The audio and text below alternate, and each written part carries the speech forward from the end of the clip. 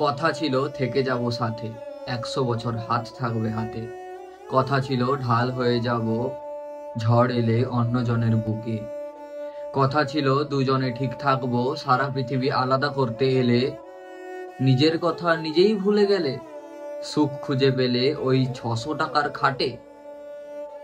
রূপের খুব বড়াই করো তুমি, টাকা দিয়ে সম্পর্কের ওজন করো।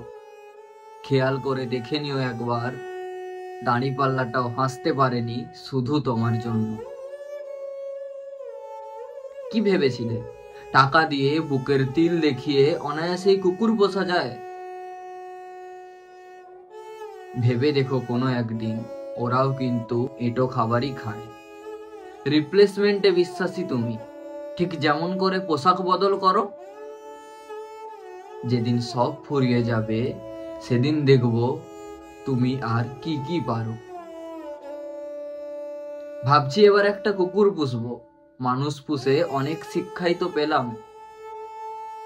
নামটা রাখবো তোমার নামে, কিন্তু লুকিয়ে রাখবো ভাদ্র মাসটা এলে। হ্যাঁ জানি ওদেরও শারীরিক চাহিদা আছে, কিন্তু তোমার মতো বাইরে দেব না যেতে।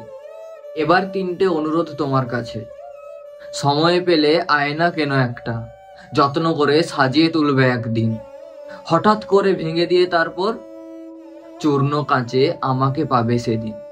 প্রতিটা কাঁচ অস্তিত্ব বোঝাবে আমার, চোখের সামনে দেখিয়ে দেবে তুমি কি আর কে ছিল তোমার। সময় পেলে একটা চায়ের কাপে নিজেকে বসিও প্রথম দেখার বেঞ্চে। মনে করো আসা যাওয়ার হিসেব, বুঝতে পারবে টাকা ছাড়াও ভালোবাসা বাঁচে। নিজেকে একদিন গোলাপ ভেবে দেখো, ওরা তোমাকে শিখিয়ে দেবে আসল কথায় ডিপ্রেশনের মানে। ফুলগুলো যখন বৃদ্ধ হতে থাকে, একে একে পাপড়ি ঝরে পড়ে, একটা পাপড়ি গাছের সাথে থাকে, শুধু গাছটাতে ফুল আছে এটার জানান দিতে। ওই পাপড়িটার জীবনের যে যন্ত্রণা, তোমার ওই প্রতি ঘন্টার ডিপ্রেশনের থেকে সেটা অনেক দামি।